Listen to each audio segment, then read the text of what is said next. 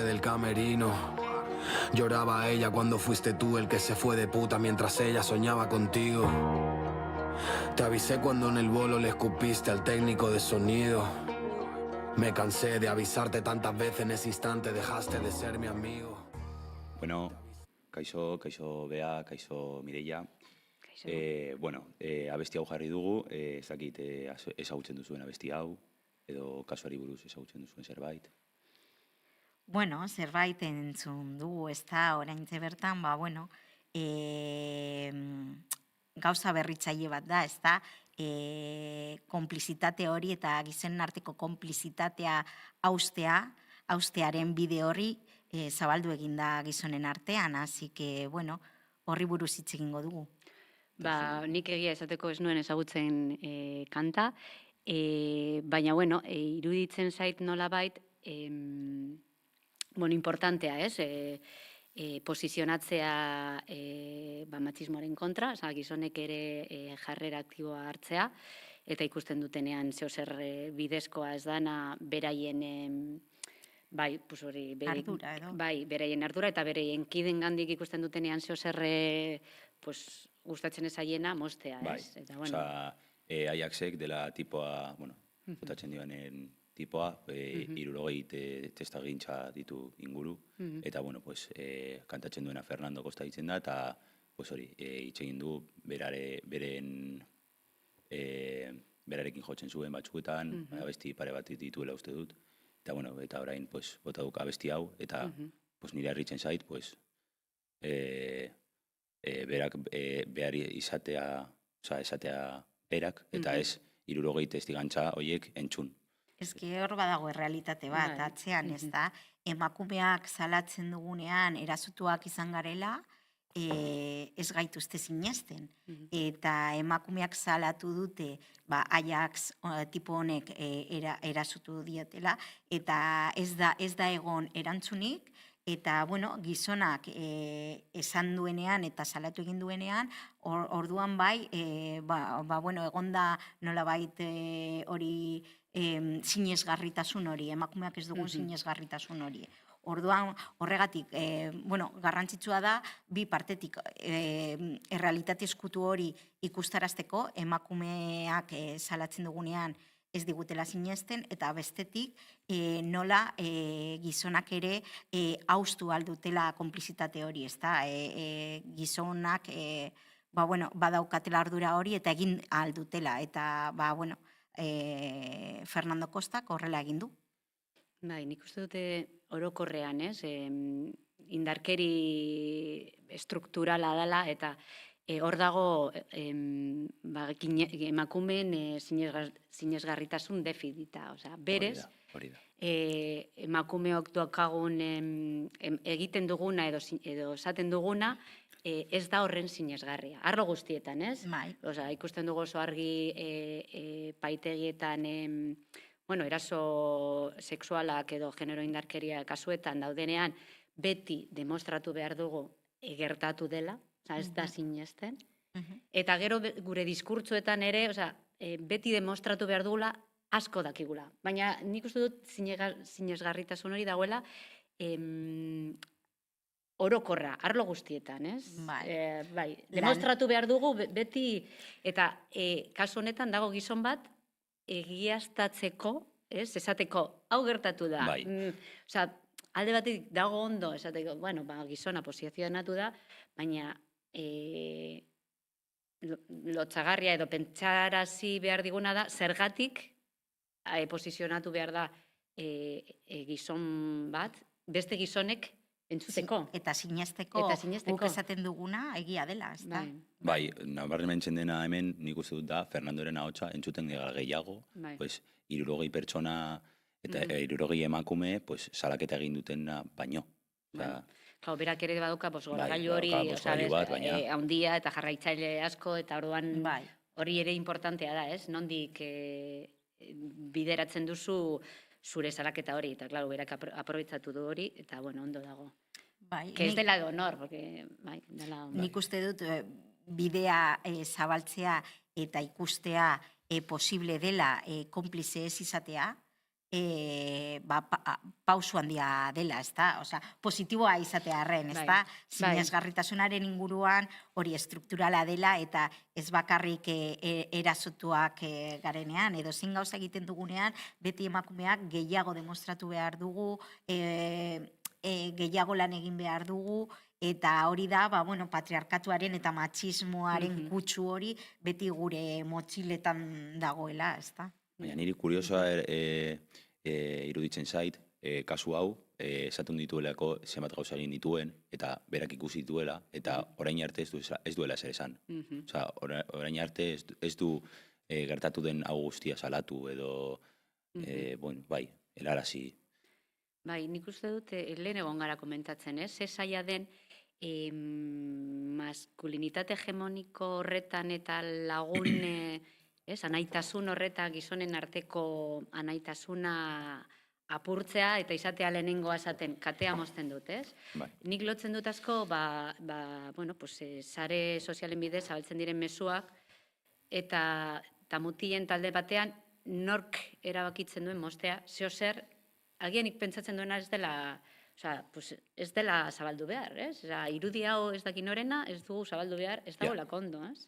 Ezke ahotsa altzatzea deserosoa da, ezta? Eta posizio deseroso batean jartzen gaitu, eta batez ere gizonei haien harremanetan eragina izango duelako, ezta?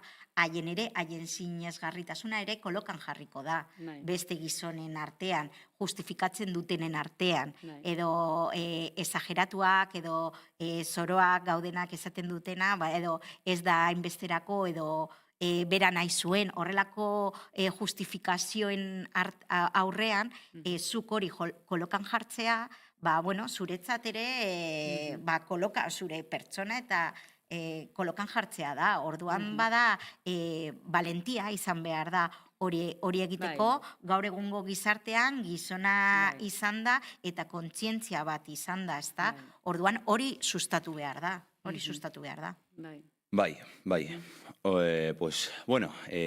Gaurko atalean, ikusten duzuen bezala, indarkeria matxistari buruz hitz egingo dugu, eta bere realitateari buruz, adibidez indarkeria berriak, edo indarkeria berriak, termino berriak, edo era berriak, eta, indarkeria matxista bakarrik indarkeri fizikora, ez dela bakarrik indarkeria fizikoa, baizik eta harreman toksikoak, ez dakit, beste mekanismo ezberdin batzuk, eta hori. Eta, gurekin baditugu bi gonbidatu, bat Bea Medrano, Barakaldoko berdintasunari buruzko goizikloko irakaslea, eta aktivista, eta gero bestetik daukagu Mireia, argitanekoa, eta Barakaldoko erreferente, aktivista ere bai. Kaixo, ongi etorriak, eta hori, espero dugu solasaldi ona izatea. Mila esker gonbidapenagatik, Bea nire irakaslea izan zen, nik beti esaten dut oso harro nagoelako eta asko ikasi nuelako berarekin, orduan niretzat beti komentatzen dut. Eta beti nik uste dut ikasle oso onak izaten ditugula eta elkarren gandik ikasten dugula, ez?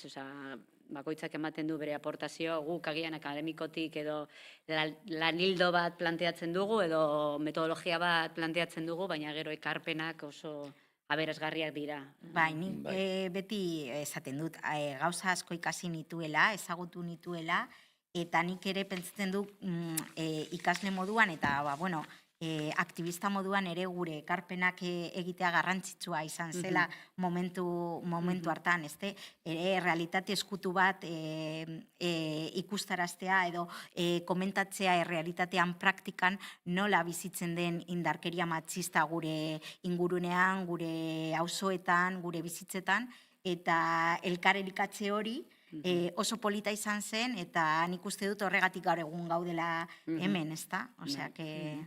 Oso ondo, nik prestatu dinamika bat, kutsa magikoa dela, eta hemen termino batzuk daude, eta termino hauek, hauei buruz komentatuko dugu zerbait, zer pentsatzen dugun, zer diren, definizio batzuk prestatu ditut, gaiz galtzeko, eta holan, orduan, zuek nahi baduzu atera bat. A ber, zer ateratzen den hortik.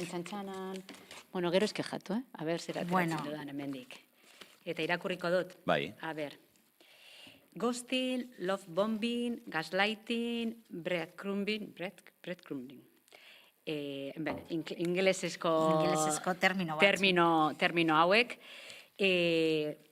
Bueno, ez dakit banan joatea analizatzen, edo... Nahi duzuen bezala. Edo, bueno, betikoa, ez gu komentatzen ja, adinekoa galela, esaten dugu, bai, egia da, eta horregatik esaten dute irakasle bezala, oso aberazgarria da gazteekin egotea, porque egunean jartzen zara etengabe, ez?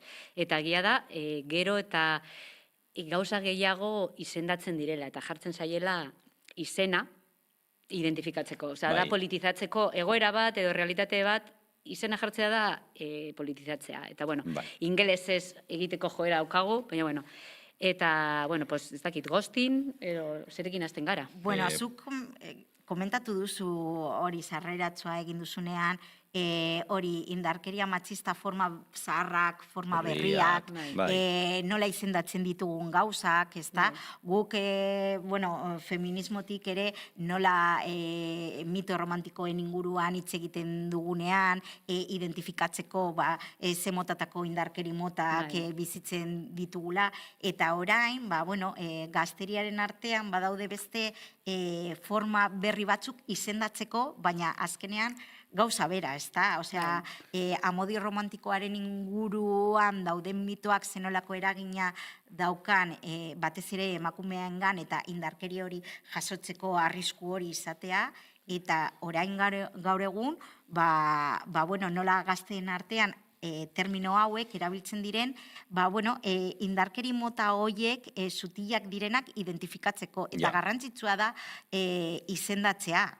Eta gazteak ingelesezko terminoekin identifikatzen badute, ondo. Igual gu beste era batean, nola esan duzu antes, gaslightingen... Ez, ghosting. Ghosting zela, guk barra egiten genuen, hau ghosting, ez? Batean desagertzea. Eta lehen esaten zen, pues hori, se fue a por tabaco y no volvió. Inolako azalpenik gabe, desagertu zen, ez? Zure bikote, pertsona bat, edo bikote bat duki duzula harremana, eta batean desagertzen da, ez? Orain da, ghosting, ez? Ghosting egitea. Gero, love bombing, bai, ez dakit lehen, pues da hori maitasun pilo bat, eta egotea gainean, baina apur bat kontrol modua. Kontrola lortzeko helburuarekin, lehen harreman bat izaten duzunean lehenengo momentuetan, hori maitasun intentsoa, arreta, opariak, baina azkenengo fina edo helburua kontrolatzea, zure bikotea kontrolatzea da. Eta hori ikusi dugu gaur egun gertatzen dela, eta love bombing bezala izendatzen dela, baina betidanik gertatzen den gauza bat, eta guk ezaten genuen, hori, maitasun romantikoaren ideia horren inguruan, hori, norbaitek kasu handia egiten dizunean, da, maitatzen dizulako, pila, eta edozein gauza egin behar duzu, maitasun hori mantentzeko, ez da? Horrelakoak, gero gaslightinga, edo? Bai, nik ikusten dudana hemen bereziki da kanala aldatu dela. Osa, lehen zen itxezkoa, eta orain da Instagram bidez, TikTok bidez, sare sozialak erabiltzen dute, teknika hauek, erabiltzeko horregatik nik uste dut aldatu dela terminoa edo berritzat hartu dela. Eta zer uste duzue aldatu dela sare sozialekin, termino hauek edo dena delakoa aldatu egin dela apurtxu baten adibidez. Nik uste dut harremanek izateko moduak aldatu direla orokorrean, ez? Osa, dizkidetasuna, bikote harremanak, orain daude forma berriak, eta izendapen berriak, baina da betiko formatu, ez? Maitasune romantikoarekin lotuta, oso lotuta, bai kontrola, bai, ez, hurbiltze joko hori, engainoa bebai, ez? Apur bat gaslighting, zelan azkenean nik egiten dudana, baina azkenean zuri leporatzen dizut. Bai, apur bat da, indarkeriaren zikloa hartzen badu kontutan, ez? Porque indarkerian zikloa dago, hori, gertaera Azerre txikiak, ez dakiz zer, baina helburua da, nolabait, emakumearen konfidantza, autoestima, joatea gutxitzen. Bai, eta kanalaren inguruan bera komentatu duena. Orain, sare sozialak, erlazionatzeko forma garrantzitsuenetarikoa da, eta azkenean erreala bihurtzen da. Gu pentsatzen duguna fisiozko gauza edo ez dela erreala, gazteentzat gaur egun haien erramenta oinarrizkoena da, erlazioak mantentzeko, adibidez, like bat Instagramen edo komentario bat adibidez, hori arreta mantentzeko, nola funtzionatzen duen hori, osea, zuke nirekin konektatzen baduzu sare sozialen bidez, hori nola kontrolatzen dut, azkenean botere harreman hori islatzen da ere, sare sozialetan, zein gure bizitza normalean, kalean eta gizartean. Sare sozialekin momenturo gaudenez, adibidez, kontrol metodo hauek edo indarkeria metodo hauek, eman daitezke momentu oro. Lehen adibidez, goztina, behin gertatzen zen, joaten ziren eta listo.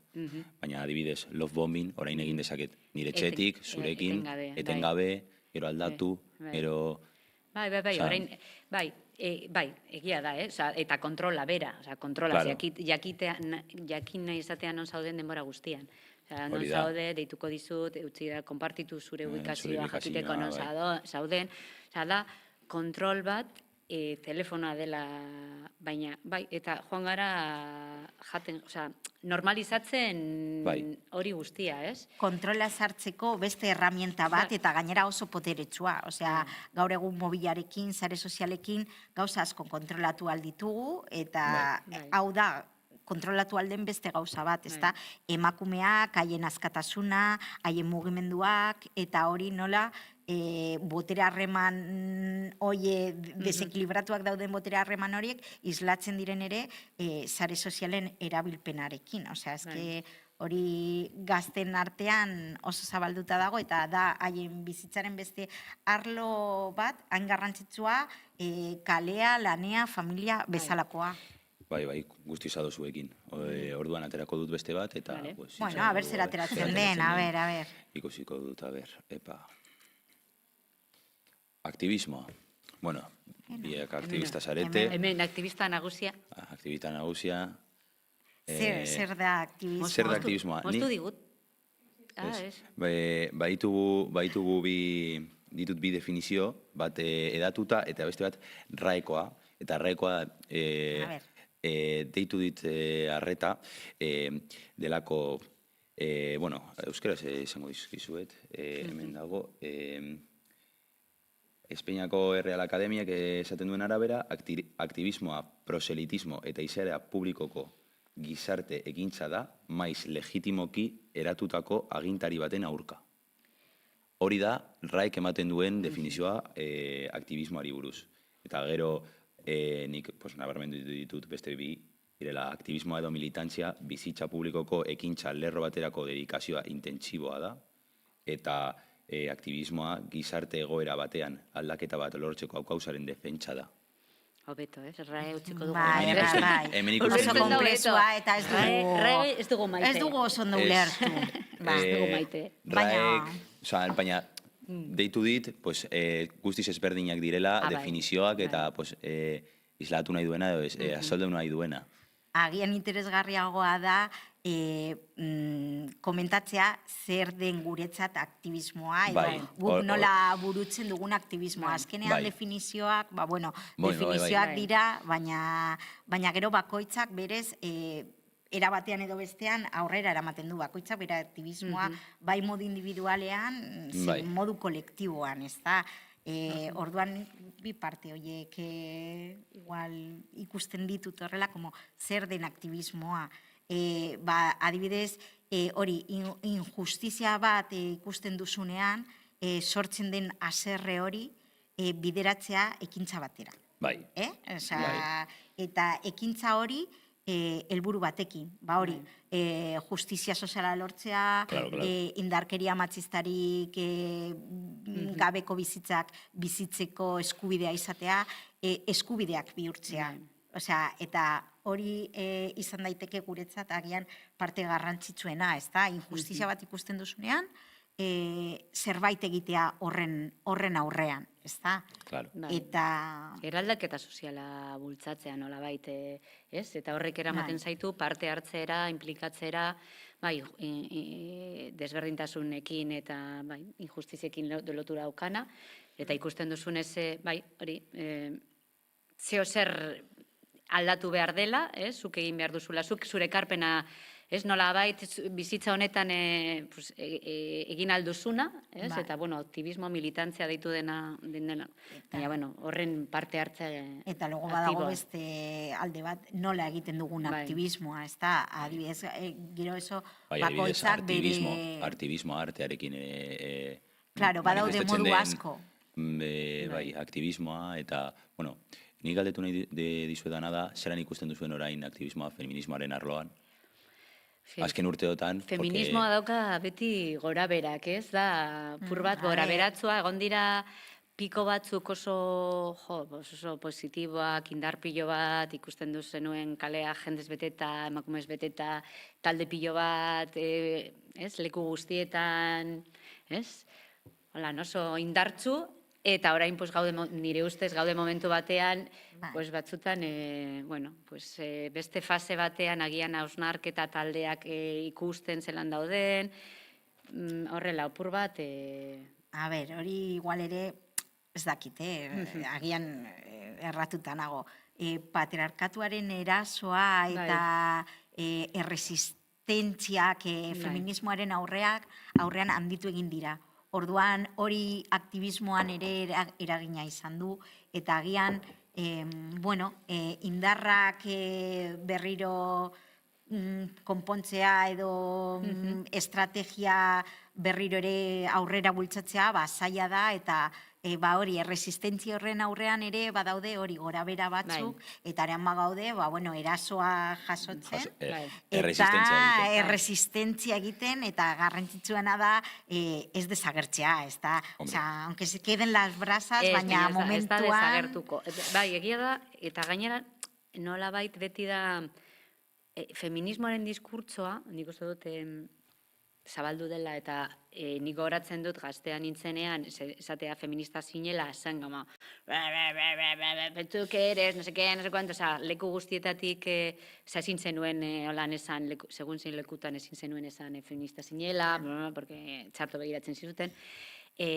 Gaur egun, esan alduzu feminista zarela, eta jende askok identifikatzen du bere burua, feministatzat hartzen du bere burua, ez, alda, baina agian parte estetikoa, hartu da bakarrik parte estetikoa. Bai, baina diskurtsoa, klaro, baina eske horre feminismoak suposatzen du eraldaketa soziala, eraldatzea, ez? Errotik aldatzea dana, ez? Sistema oso bat, patriarkatua apurtzea, eta hori da kostatzen dana pilo bat. Da lan itzela, da kapitalismoarekin amaitzea bezala, ez? Amaituko dugu... Edo arrasismoarekin. Arrasismoarekin, da, klaro, eta orduan, hori da, batzutan, arnaz hartu behar duzu, eta esan, venga, a ber, eta gero patriarkatuak, bilatzen dituela bere bidea, berriro, kolokatzeko. Kolokatzen daten gabe, dago kolokatzen, ez? Orduan guk ere gure estrategia aktivistak ere planteatu behar ditugu. Nola egin, nola ahotsa izan leku askotan, edo ze bide hartzen dugun, ez da? Orduan hor gaude, eta batzuetan nola egiten dugu aktivismoa, gaur, adibidez Beata Biok hemen egoten. Gure aktivismoa egiteko modu bat da, ez da? Kanala. Kanala, begira podcast bat egitea, zenolako audientzia izango dugun, eta hau komentatzea publikoki. Claro, eskenean da, zelan bidatzen, zure bizitzan, egunerokotasunean zelan egiten duzun, holan, aktivismoa. Eta esfortzu bat exigitzen du. Batzutan esaten duzu, ez? Ze ondo gongo nintzatekeni, zergatik sartu naiz, gaur bezala, zergatik podcast honetara etortzea, egon albanintzen. Bai. Baina, gure zareak ere indartsuak dira, oraindik ere, eta hori lantzen eta sustatzen jarraitu behar dugu. Naiz eta erazutuak izan arren, modu konsientean, eta daude hor interesak dauden, hori feminismoaren bide hori izteko nola baita, ez da? Azkenean aktibismoa da galaratu eta galaratua ez izatea. Hori da. Azkenean da toma eta daka bat. Eta, pues, hori. Momentuz itxiko dugu kutsaren dinamika, eta, orain nire lankidea edo nirekin dagoena podcasta aurkezten, sartuko da, Dolorea da, eta bere dinamika aurkeztuko du, eta oso gustora egon nahi zuekin, eta espero dut ondo pasatzea. Eskerrik asko. Eskerrik asko. Hemen egotegatik gurekin, ez? Jarraituko dugu. Orain Lorearekin. Esker. Aur. Te avisé cuando peleaste con tu exnovia y la hiciste llorar delante del camerino. Lloraba ella cuando fuiste tú el que se fue de puta mientras ella soñaba contigo. Te avisé cuando en el bolo le escupiste al técnico de sonido. Me cansé de avisarte tantas veces, en ese instante dejaste de ser mi amigo. Te avisé cuando te vi por la tele y no dejaste hablar ni a tu propio hermano. Cuando pagaste para que esa piba retirara su denuncia del juzgado. Bueno, kaixo, bea Mireia, ontze hipotesi batzuk ekarri ditut eta batera galdera batzuk. Zuen ustez, zuek egoera horrietan zer ingo zenukete. Lagun bat daukat, txikitatik, eta bikote bat dauka 2 urte daramate batera. Publikoan oso ondo ikusten zaie, eta ez da notetan ez dikiela arazo bat bez. Biok, nire lagunetani, beti elkarrekin gauz, kirola egiten dugu batera, hau da atletismo, eta dena kontatzen dugu. Eta egun baten, 3. pertsona batek gaitik enteratu naz, nire lagune bere bikoteari bortzatzen diola, tratutarrak ematen diola, eta bar. Eta ni azkenean, ostras, da nire lagune betikoa, ez nekien, ez nuen sinesten, en plan, zelan alduen nire lagunein hori. Ez da horrelakoa, mutil jatorra da, eta ez nuen, eta burue edeko eta purreldi eta ez dakiz zer egin. Orduen zuen nire azalean jarrita zer egingo zenuketen. Isildu eta euren moida konpondu, biktimari lagundu, kontaktatu eta esan abertze pastan da, behar badeuen laguntza nahu hemen edo nire lagunaren aldean jarri, betiko laguna eta jarri. Benetan egoera, eman daitekena, erreala eta gogorra. Nik uste dute indarkeri ematziztei buruz hitz egiten dugunean eta kanpoan alde batean gertatzen direnean errezala posizionatzea, baina hurbil ondoan gertatzen denean zaila da, hor daude harremanak, daude afektuak, daude gauzak, eta zuk ikusten duzu pertsona hori modu batean, baina argi dago erasotzailea bat dala, eta nolabait jokatu behar duzu eta pentsatu behar duzu zer egin, ez? Pur bat, eta orduan, nik neuk zer ingo nuke, ni isilik nintzateke geratuko, eta, klaro, kasuistika, ez dakit zenolako harremana daukasun bikotearekin, baina bai, enteratzen ban, oza, ni banaiz mutilaren laguna, agian mutilarekin zuzenean hitz egingo nuke, ez dakit. Eski komplikatua da, azkenean badaude gauza asko hor sartu da dago, kontradikzioak berak, ez da, nola posible da nire laguna erasotzaile bat izatea, eta hori onartzea. Gero bestetik zer egiten dut, asuntonekin, nik ezagutu dudan asuntonekin, zuk esan duzu, haien movida, haiek aber nola konpontzen duten, eta guk beti feminismotik zer esaten dugun, ez dela, indarkeria matxista ez dela arazo pribatu bat, baizik eta arazo kolektiboa, eta honen aurrean zer, bueno, zaila da eta gogorra da eta min egiten gaitu, ez? Horrelako erabaki bat hartu behar dugunean eta gure laguna seinalatzea erasotzaile bezala. Baina zein da alternatiba? Isiltasunaren aurrean zein da alternatiba? Osea, isilik geratzen bagara zer gertatuko da?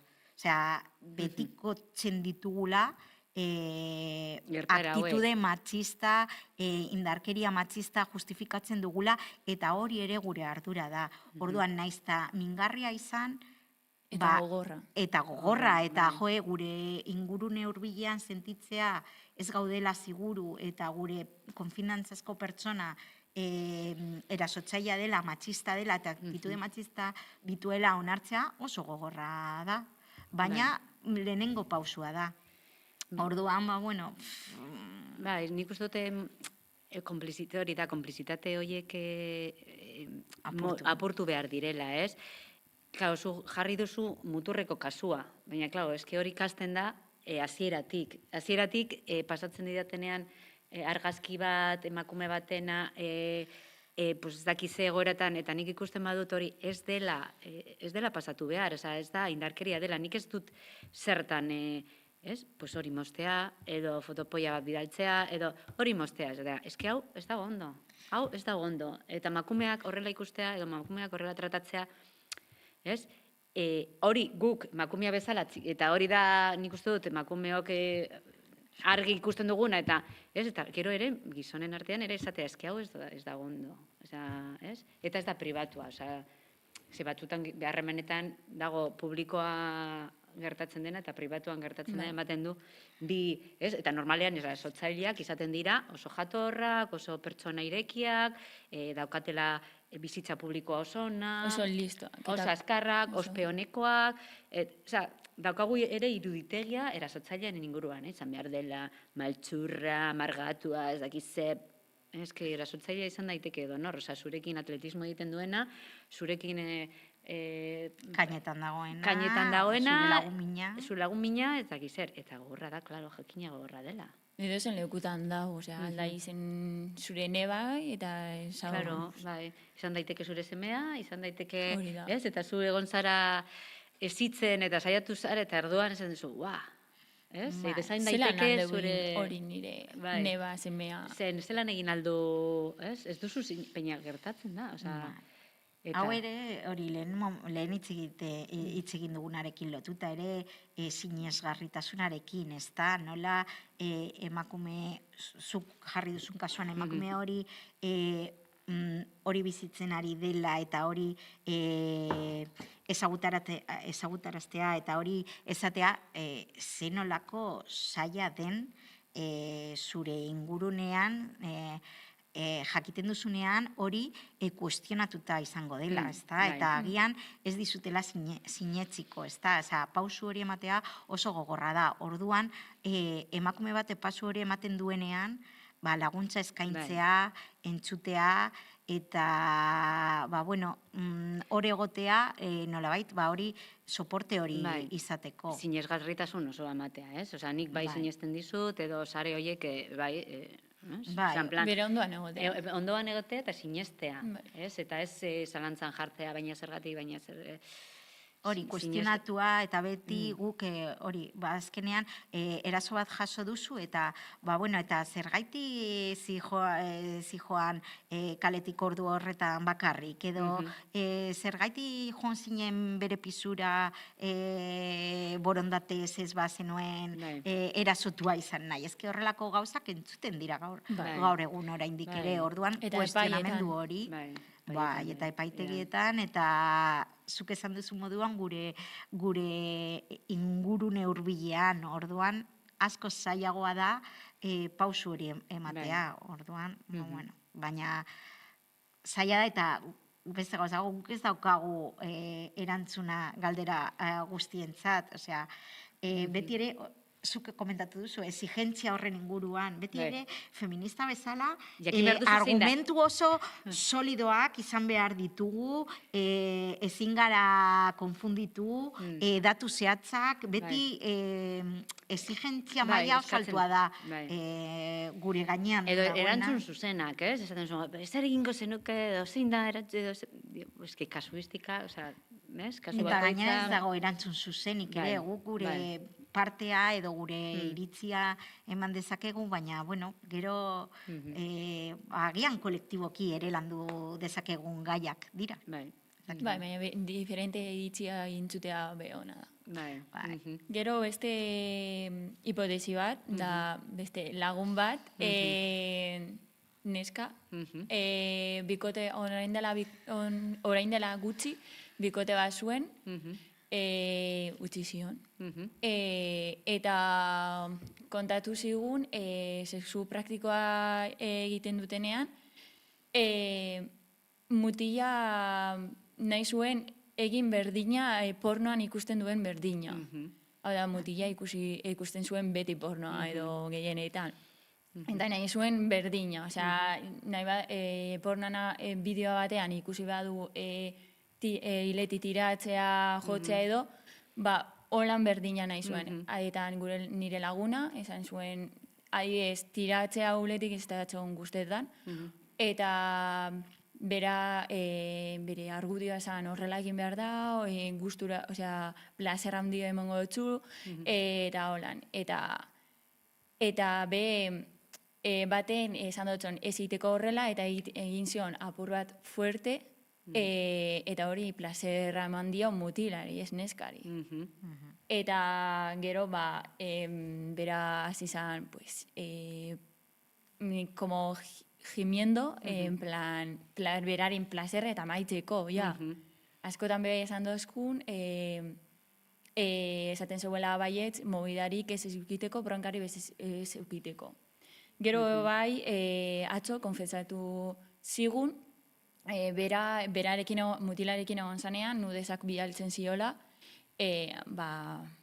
batera, osea, bera bebai, baina nire lagune zegoen gordetan, osea, borratzen zegoen edo aldi baterako bidaltzen zuen. Mutilak gordetzen zuen eta ontze mehatzatzen ari da, ez badan bueltatzen berarekin, horre nudezak igoko duela sare sozialetik. Eta bebai, mehatzatzen ari da, beste kontutik, sare sozialetan, Instagramean edo, beste kontu desberdinetik, mezuak bihaltzen dio, insultatzen edo, eta bebai mehatzatzen. Oso, guri esan dozku, ez dakila zer egin, dau oso bildurtuta, eta ez daki zer egin. Joaten badan poliziara, deko bildurra, horrek nudezak igotzen badeuen, edo poliziakoak ez deuriela zinezten, edo prueba faltak, edo zen zeuzen. Eta zuek lagunaren papelean jarrita, edo zer iritzen moduen zer egingo zenukete, eta ere zuen ustez pornografia zer ikusia dute harreman sexualean, eragin handia daukate? Planteatu duen kasua, planteatzen du realitate gordina delako, ez da, azkenean. Bai, pornografiaren gaia, ez? Pornografiaren azkenen urtetako keskabe, bai, ez? Hor pornografian oraino zer ikasten ari dugu, zer ikasten ari garen pornografiatik edo batez ere, bueno, bai, gehien bat mutilek, baina neskek ere, ez? Ikasten ari dira gaur egun, sexu harremanak nolakoak izan behar diren, pornografiatik, ez? Azkenean hori indarkeria matxisten forma berriak edo horren inguruan forma zaharrak eta forma berrien inguruan hitz egin dugu, horretan daude indarkeria matxisten forma berri hauek, baina azken fina alde batetik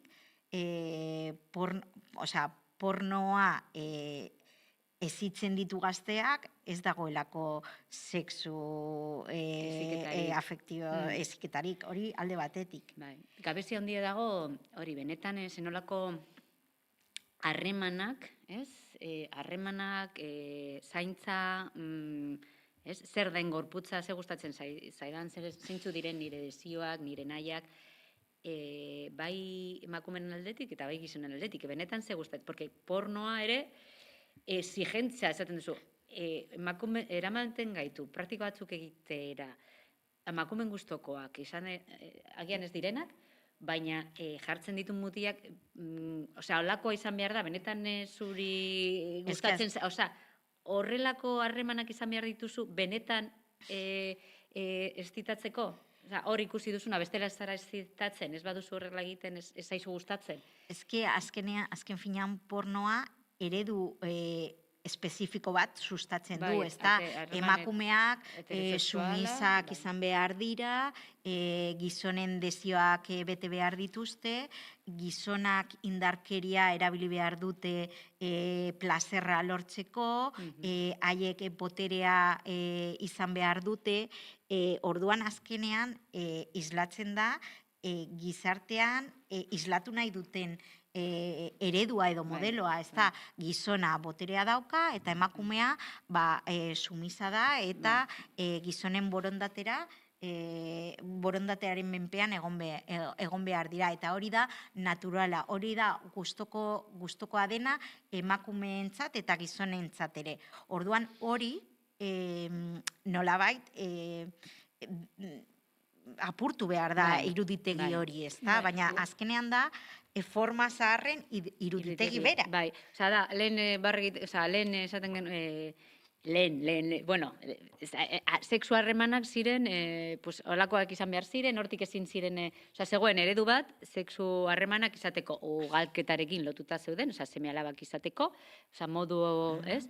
Orain esaten digute beste modu bat, izan behar dena, agian bastatiagoa, indarkeri gehiago, ez? Porque hor minak, hiletik tiratzea, gustatu alzaizu, baina mina egin aldizu, bai, ez? Da betikoa, baina zergatik azkenean ikastera sexualitatea dagoela gorputza osoan, atal guztia direla atal sentiko, genitalitatean, pornoa dago genitalitate maskulino eta feminin, horretan zentratuta, da, sakila, alua, eredu oso kontserbadorea da mastrina dena, eta orain arrakasta duena, eta oso kutrea da, baina azkenean badauka eragina, ez da? Baina, bueno, eredua da horren atzetik dagoena, eta beste gauza bat da, zenolako erlazio motak sustatzen ditugu gure artean, pertsonen artean. Bikote erlazioak errespetuan, konplizitatean, konpainerismoan, komunikazioan oinarritutak, ala botere harreman horretan oinarritutak. Orduan, klaro, lantzen ez badugu parte hori, zenolako harremanak nahi ditugu sustatu, errespetuzkoak, berdintasunezkoak, aniztasunezkoak, klaro, azkenean eredu bat jartzen dizute aurrean, eta hori da jarraitu behar dugun eredua. Azkenean pornoa berez produktu bat da, kontsumo produktu bat da. Izan alda ona, txarra, kutrea, polita edo ez, gustatu alzaizu edo ez, baina fikzioa da, eta benetazko erlazioak ez dira horrela. Eta hori ulertzea dago gakoa. Ez dela, errealitatea ez dela horrelako izan behar. Ez dela. Hori da, fikzio bat, produkto bat. Direlako, ezken niri gustatzen zaidan agian zuri zaizu gustatzen, edo zuri ere ez, da modelo eredu, ez esan bat, bita hiru, egon behar da felazioa, ez dakiz zer, dakiz hor, hiletik tiratzen dizut, egon behar dira, eta hori da, horrela, hortik, eta gero emakumeak, ze egoeretan aurkitzen dira, egoera horretan, zuk kasua hori gertatzen zaizunean, klaro, zer egiten duzu, hor ere badago arazo bat, hitz egin dugun guztiaren inguruan, ez da, nola irten egoera horretatik, oso zaila da, ze azkenean behar duzu zure entornoaren laguntza, izan behar duzu, hori, errekurtso batzuk, integralak, psikologikoak, akompainamenduzkoak, horri erantzun bat emateko, eta emakume batek hori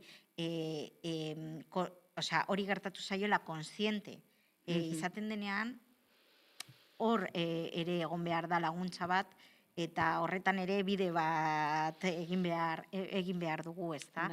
Baina, gure partetik edo lagunen partetik edo gizartearen partetik jaso eman behar dugun mezua da, sinesten dugula hori errealitatean gertatzen dela eta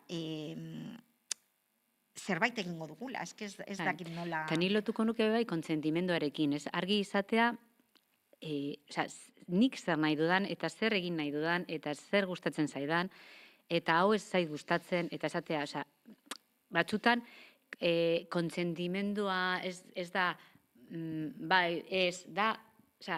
zuk ikusten baduzu, ez nagoela gustora, hor dago botere harreman bat, eta ni ez nago gustora, eta ez banago disfrutatzen, zuzegatik zaude disfrutatzen, ni ez banago disfrutatzen. Eta markatzea... Kontzientzia hartze hori oso zaila. Kontsentimendua, baina benetan egogotzu, nago harreman honetan nahi dudalako. Ez da, porque zuk kasu horretan esaten duzuna. Azkenean, onartzen zuen, amaitzeko, azkar, arazorik ez izateko, baina nolabait, bera ez egon gustora, nolabait, ez da egon gustora, argi dago ez egoela gustora, horretan. Eta, klaro, gero urrengo pausua, utzi duen harreman hori, normala zenez, utzi behar zuen harreman hori oso ondo, orain bigarren erasoa heltzen da, orain erabiliko dut informazio bat zu mintzeko.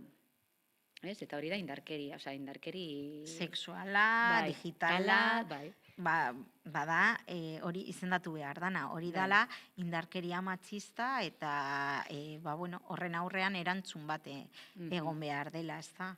Eta hori, erredentasun hori emakume bezala ez sentitzea, jakitea ez dela zure errua, zuk ez duzula ardura besteek egiten dutenaren gainean, ez da? Zuri erasotzen zaituzte eta zuk zara erantzukizuna duzuna, hori ez da horrela, eta hori ere jakinaraztea garrantzitsua da biktimarentzat edo lagunarentzat, ez da?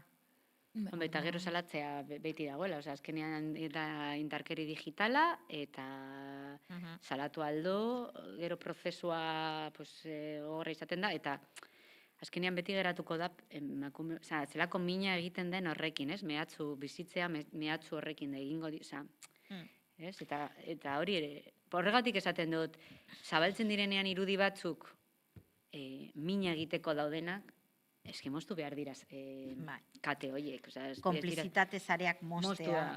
Zuk mutila zuk moztu duzu neska lagunarekin, moztu duzu, baina niriz bidali orain. Edo zabaldu institutoan, edo zabaldu ez dakinon, ez dakizen bat argazki, ez zait interesatzen. Eta guztien gandit, ez zetza esaten, ez dago, ez duzu egin behar hau. Claro, ez que tresna digital horiek oso potenteak dira gaur egun, eta sare sozialak, eta Instagram, erramenta oso poteretsua da, eta erabiltzen dituzte hori mina egiteko, ez onurak egiteko, edo ongizate digital hori sustatzeko, ez da, orduan, klaro, hori kudeatzea oso zaila da. Bueno, azkeni, gaia utzi eta argi usteko, indarkeri asko eta askotarikoa dao, eta edo non egon daiteke, adibidez, familian, esan dugu moduen, lagunen artean, harremanetan, sareetan, eta askotan ez da ikusten. Eta edo bestela egoera batzuk eta jokabide batzuk normalizatzen dugu. Eta zuek esan duzuena, isilik egotea da txarrena, osea, hau da, nire guztez, indarkeria modu batean babestea da, eta maizu simplea da, indarkeri egoera batean aurkitzen bazaren, oso garrantzitsua da gure jokabidea, hau da, biktimari laguntzea, entzutea, epaitu gabe, eta ikusten badozun jokabide batzuk edo egoera batzuk, ez normalizatu badauen egiten mina. Eta hori. Oso erresumen polita duzu, osea, hori da helburua, eta, bueno. Eskerrik asko etortzeagatik, eta tartangaren partetik daukagu oparitzu batzuk. Alin. Mila esker, mila esker. Eta, listo. Vale, mila esker, urrengora arte. Avisé cuando peleaste con tu exnovia y la hiciste llorar delante del camerino. Lloraba ella cuando fuiste tú el que se fue de puta mientras ella soñaba contigo. Te avisé cuando en el bolo le escupiste al técnico de sonido. Me cansé de avisarte tantas veces, en ese instante dejaste de ser mi amigo. Te avisé cuando te vi por la